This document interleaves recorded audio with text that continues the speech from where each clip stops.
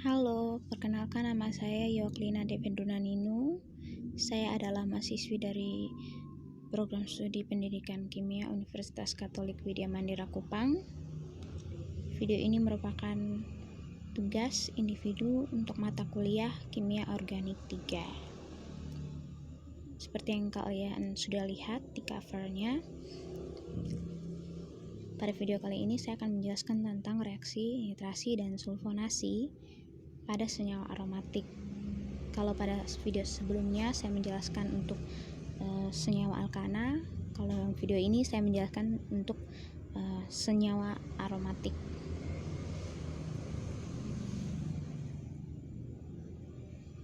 Kita lanjutkan ya, langsung ke reaksi nitrasi dari senyawa aromatik. Contoh soalnya kalian bisa lihat di sini ya. Itu nitrasi senyawa benzena. Benzena ini merupakan salah satu contoh senyawa aromatik. Dalam reaksi nitrasi, yang pertama kita lakukan untuk mendapatkan gugus nitro adalah mereaksikan asam nitrat dengan asam sulfat pekat. Kita lihat ya, asam sulfat dan asam nitrat ini termaksud dalam senyawa asam kuat. Tetapi bagaimana caranya kita membandingkan tingkat keasaman dari asam nitrat dan asam sulfat? Pertama-tama kita lihat dulu pada asam sulfat. Asam sulfat ini dia berikatan dengan dua atom hidrogen, di mana dua atom hidrogen ini yang nantinya akan putus sebagai H+ atau terprotonasi sebagai H+. Sedangkan asam nitrat sendiri dia hanya memiliki satu atom H. Nah, atom H atau H+ yang lepas ini kan menjadi ciri dari senyawa asam. H+ yang dimiliki asam sulfat itu lebih banyak dibandingkan dengan H+ yang dimiliki oleh asam nitrat. Maka dari itu dapat disimpulkan bahwa tingkat keasaman atau tingkat kepekatan dari senyawa asam sulfat ini dia lebih tinggi dibandingkan daripada asam nitrat. Jadi asam sulfat ini karena dia lebih pekat, maka dia akan bertindak sebagai asam, sedangkan asam nitrat sebagai basa.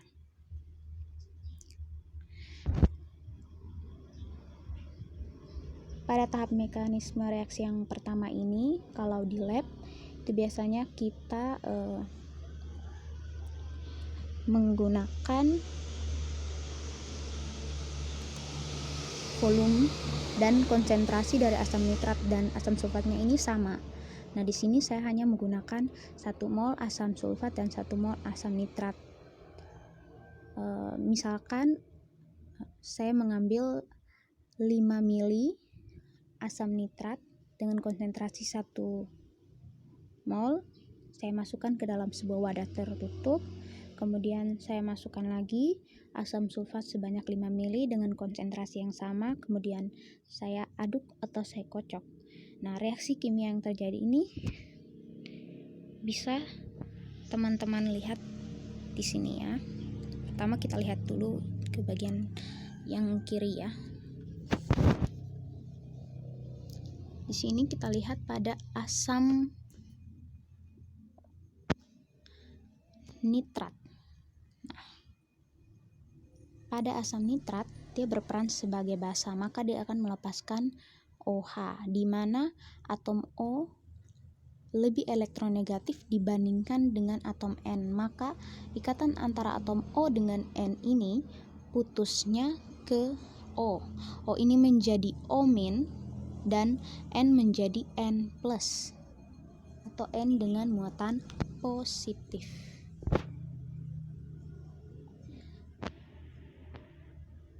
Kemudian kita lihat lagi untuk senyawa asam sulfat pekat yang di sini dia bertindak sebagai asam, di mana dia harus melepaskan atom H.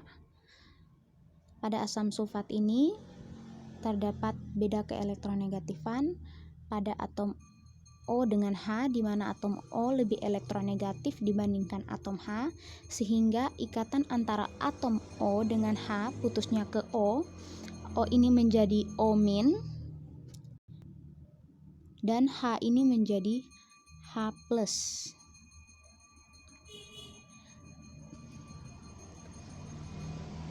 Kemudian setelah itu H+ dari asam sulfat ini akan lepas dan berinteraksi dengan OH- dari asam nitrat. Hasil reaksinya itu adalah gugus nitro, yaitu NO2 ditambah HSO4- dan molekul air.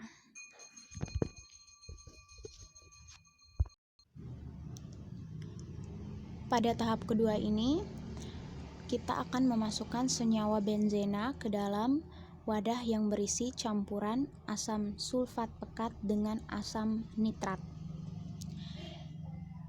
Maka reaksi kimia yang terjadi adalah, kita lihat dulu yang ini.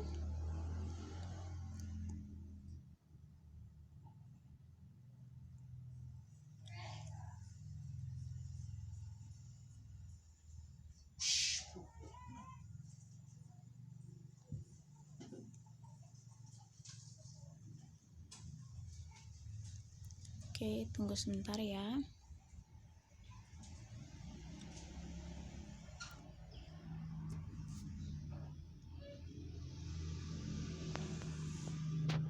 Oke, kita lihat ya. Senyawa benzena ini merupakan salah satu senyawa aromatik dilihat dari 6 pasang elektronnya. Langkah selanjutnya adalah kita melakukan proses nitrasi. Dalam senyawa nitrobenzena ini, C pada nomor 1-6 ini memiliki muatan parsial negatif. Karena masing-masing C mengikat H yang elektronnya cenderung putus ke C, karena C lebih elektronegatif dari H. Parsial negatif pada C nomor 1 akan berikatan sementara dengan NO2+. Mohon maaf, sebenarnya ini ikatan sementara. Akan berikatan sementara dengan NO2+. Setelah berikatan sementara itu, elektron ikatan antara N dengan C akan cenderung ke N. Karena N sangat-sangat parsial positif. Didukung dengan perbedaan keelektronegatifan antara C dengan N, di mana N lebih elektronegatif dari C, sehingga C nomor 1 menjadi parsial positif. Kita lanjut lagi ya. Kemudian C parsial positif itu akan mengganggu elektron ikatan pi C nomor 1 dan C nomor 2, di mana elektron ikatan akan putus ke C nomor 1, maka C nomor 1 negatif dan C nomor 2 menjadi positif. C nomor 1 negatif ini akan berikatan secara permanen dengan N+.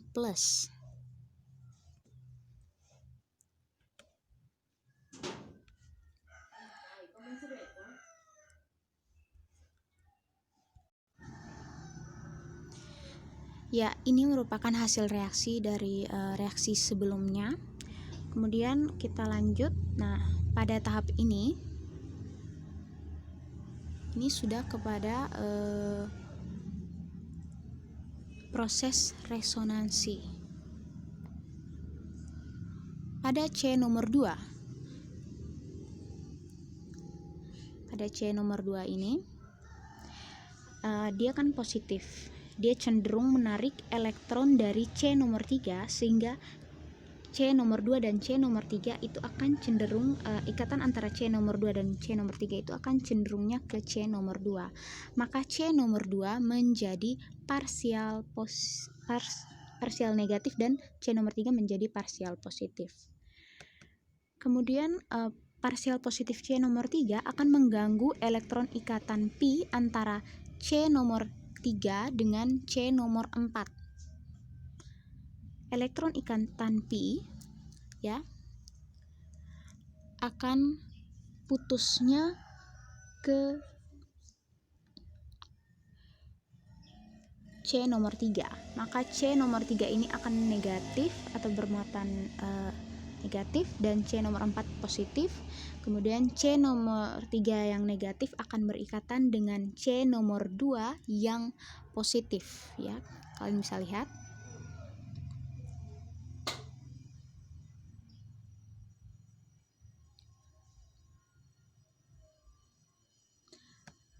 Ikatan antara C nomor 3 dan C nomor 2 ini akan membentuk ikatan pi baru. Lalu C4 yang positif tadi akan cenderung menarik elektron dari C nomor 5, maka C nomor 5 menjadi parsial positif. Parsial positif C nomor 5 akan mengganggu ikatan pi antara C nomor 5 dengan C nomor 6.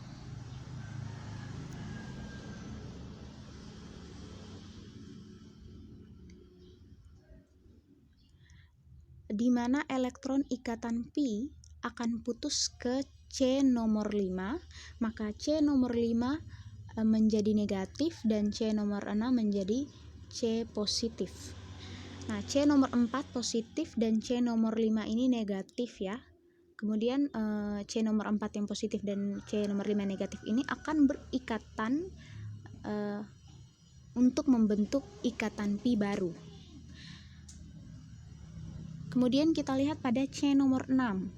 C nomor 6 ini positif. Dia akan cenderung menarik elektron dari C nomor 1 sehingga C nomor 1 kembali menjadi parsial positif. C nomor 1 parsial positif ini akan mengganggu ikatan C nomor 1 dengan N.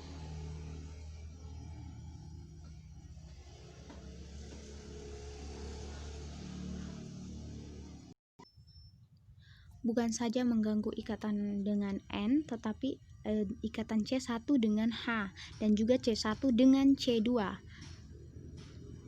Saya kotakkan dulu. Dengan C nomor 2. Yang lebih mudah putus itu adalah C nomor 1 dengan H, di mana C ini lebih elektronegatif dibandingkan H. Maka dengan sendirinya H ini akan terprotonasi menjadi H+ dan C nomor 1 menjadi negatif. Nah, C nomor 1 yang negatif ini akan berikatan dengan C nomor 6 yang positif membentuk ikatan pi baru. Dan H+ yang tadinya yang tadinya sudah lepas atau terprotonasi akan berikatan dengan HSO4-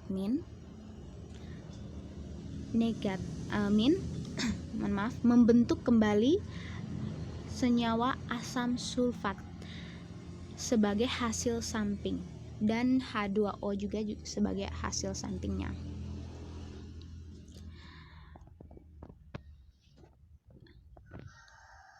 Hasil dari nitrasi senyawa benzena yaitu adalah senyawa nitrobenzena sebagai produk utama dan juga asam sulfat dan molekul air sebagai hasil samping.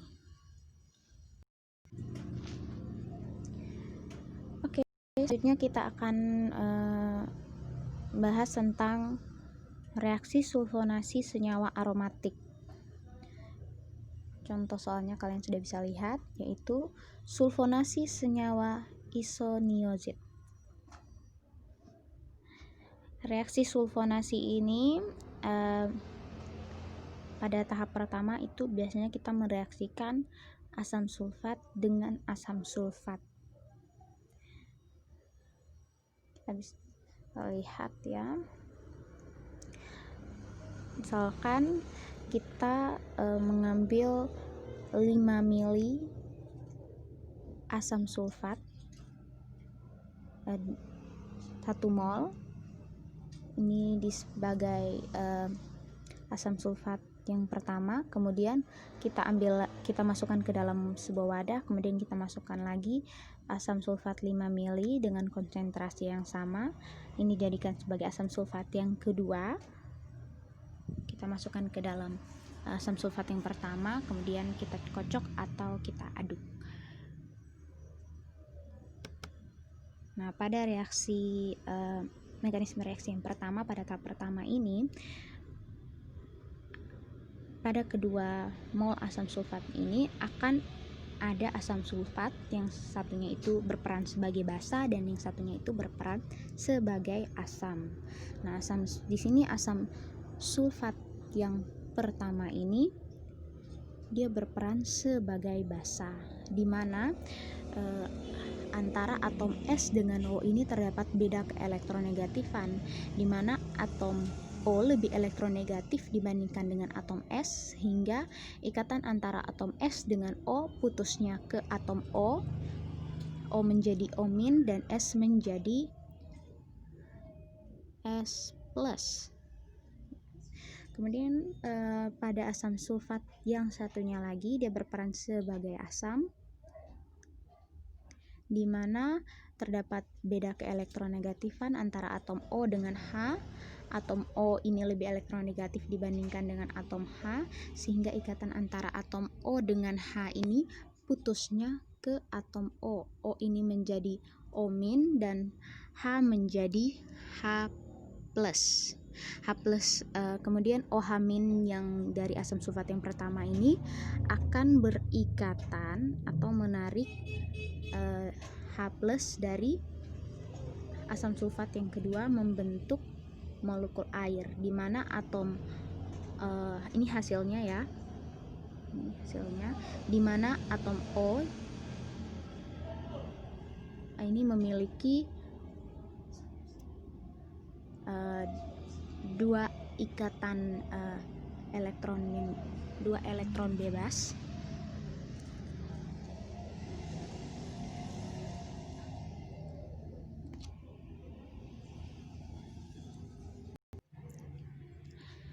Hasil reaksinya dari yang pertama tadi, campuran asam sulfat dengan asam sulfat itu yaitu HSO3- ditambah molekul air dan HSO4-. Mohon maaf ya, hasilnya adalah HSO4- ditambah molekul air ditambah HSO3+. Oke, kemudian pada HSO3+ ini adanya beda keelektronegatifan, di mana atom O ini lebih elektronegatif dibandingkan atom H, sehingga ikatan antara atom O dengan atom H ini putusnya ke atom O. O ini menjadi O- dan H ini menjadi H+. Kemudian H+ yang lepas dari ion HSO3 itu akan berikatan sementara dengan molekul air. Hasilnya kita bisa lihat di sini adalah SO3 atau SO3+ itu memang lebih sering dikenalnya SO3+. Kemudian ada H3O dan HSO4-. Nah, pada H3O ini dia tinggal satu pasang saja elektron bebasnya.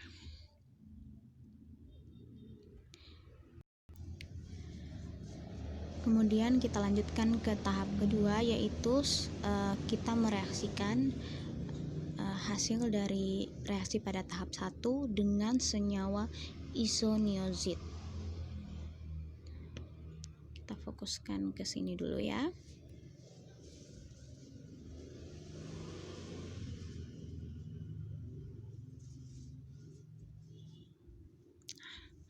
Pada mekanisme isoniazid yang perlu diperhatikan adalah atom N dan gugus CONNH2. Pada atom N terdapat satu pasang elektron tolakan, satu pasang elektron bebas yang akan terpolarisasi ke C nomor 1, sehingga C nomor 1 ini menjadi parsial positif. C nomor 1 ini menjadi parsial positif. Kemudian parsial negatifnya akan terpolarisasi ke C nomor 2, C nomor 6, dan dilihat dari sisi 3 dimensi, yang paling dekat itu adalah C nomor 4, sehingga C nomor 4 juga menjadi parsial negatif. Kemudian pada C yang ini ya, ikatan C yang ini, dia terdapat beda keelektronegatifan antara C yang mengikat atau memiliki ikatan rangkap 2 dengan atom O, sehingga ikatan Pi-nya itu putus ke O, dimana O ini kan lebih elektronegatif dibandingkan dengan C, maka ikatan Pi-nya putus ke O, O menjadi O-, dan C menjadi C+. Nah, gaya tarik menarik C+ dan N lebih kuat, dan pengaruh tolak elektron bebas dari N cenderung cenderung ke C, akan tetapi elektron ikatan antara N dan C+ ini cenderungnya ke atom C+, sehingga akan mempengaruhi ikatannya ya.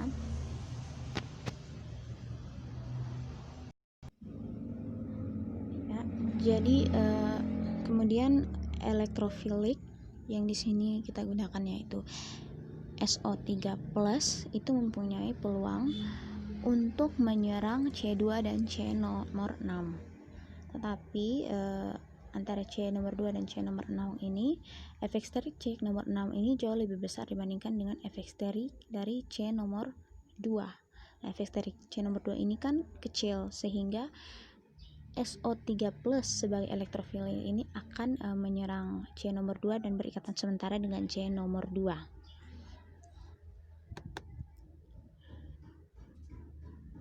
Akan berikatan sementara dengan C nomor 2 ya. Kemudian kita lanjutkan, karena adanya SO3+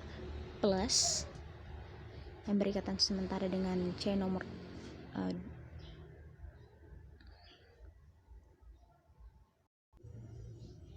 karena adanya SO3+ menyebabkan elektron ikatan antara C nomor 2 dengan SO3+ itu tertariknya ke SO3+, sehingga C nomor 2 ini menjadi parsial positif. Nah, karena pada parsial positif pada C nomor 2 ini akan mengganggu elektron ikatan Pi antara C nomor 2 dengan C nomor 1. Oke. Mengganggu elektron ikatan ya Pi pada C nomor 2 dengan C nomor 1, sehingga elektron ikatan Pi-nya putusnya ke C nomor 2, menyebabkan C nomor 1 itu menjadi positif atau bermuatan positif, dan C nomor 2 ini menjadi bermuatan negatif ya. Ini muatannya.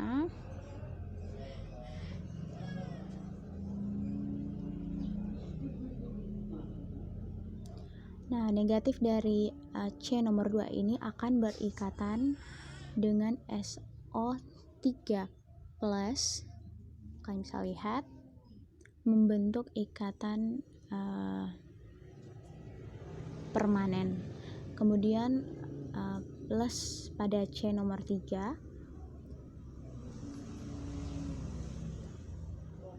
itu akan mengganggu ikatannya antara C nomor 3 dengan C nomor 4, sehingga elektron ikatan antara C nomor 3 dan C nomor 4 cenderung ke C nomor 3, menyebabkan C nomor 4 menjadi parsial positif, dan parsial positif pada C nomor 4 ini mengganggu lagi ikatan pi antara C nomor 4 dengan C nomor 5.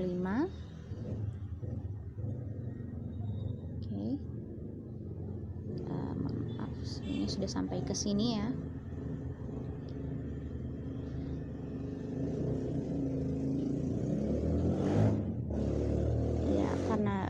Parsial positif dari C nomor 4 ini akan mengganggu ikatan pi antara C nomor 4 dengan C nomor 5, sehingga elektron ikatan pi-nya itu putus ke C nomor 4, sehingga C nomor 4 ini menjadi plus dan C nomor 5 menjadi C nomor 4 menjadi min dan C nomor 5 menjadi plus.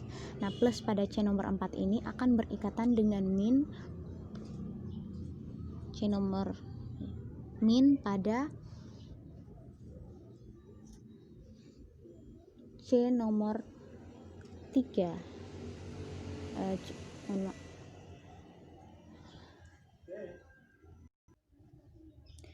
Plus pada C nomor 3 akan berikatan dengan min pada C nomor 4, membentuk ikatan pi baru.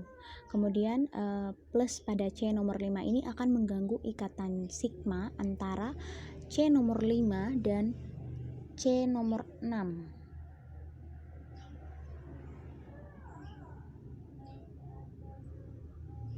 Antara C nomor 5 dengan C nomor 6, sehingga elektron ikatan sigmanya cenderung ke C nomor 5, menyebabkan C nomor 6 menjadi parsial positif. Nah, parsial positif pada C nomor 6 ini akan mengganggu ikatan pi antara C nomor 6 dengan C nomor 1. Oke. Sehingga elektron ikatan pi-nya putus ke C nomor 6. Kemudian C nomor 6 ini menjadi min dan C nomor 1 menjadi plus.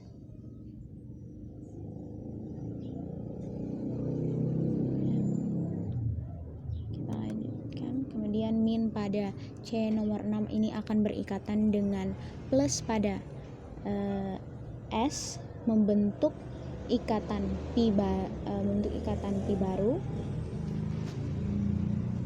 dan plus pada C nomor 1 ini akan mengganggu ikatan sigmanya dengan antara C nomor 1 dengan C nomor 2, sehingga elektron ikatan sigmanya cenderung ke C nomor 1, menyebabkan C nomor 2 ini menjadi parsial positif. Parsial positif pada C nomor 2 ini akan mengganggu ikatan antara C nomor 2 dengan C nomor 3, kemudian C nomor 2 dan C nomor 1. Kemudian dia juga mengganggu ikatan antara C nomor 2 dengan C nomor 1, antara C nomor 2 dengan H. Yang paling tidak stabil adalah ikatan CH, didukung dengan beda keelektronegatifan di mana atom C lebih elektronegatif daripada atom H, sehingga ikatan antara atom C dengan H ini putusnya ke C. C menjadi C min dan H menjadi H plus. Kemudian C nomor 2 yang min itu akan berikatan dengan C nomor 1 yang plus, membentuk ikatan pi baru, dan H plus akan berikatan dengan HSO4 min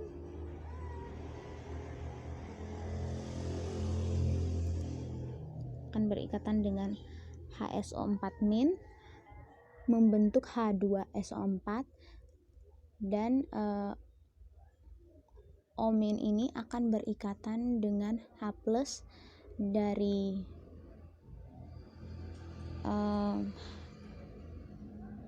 molekul air, membentuk O min ya, O min dari senyawa aromatik ini akan berikatan dengan H+ dari molekul air, membentuk senyawa asam 2 sulfonatios isonasid sebagai hasil atau produk utamanya, dan hasil sampingnya adalah molekul air dan asam sulfat.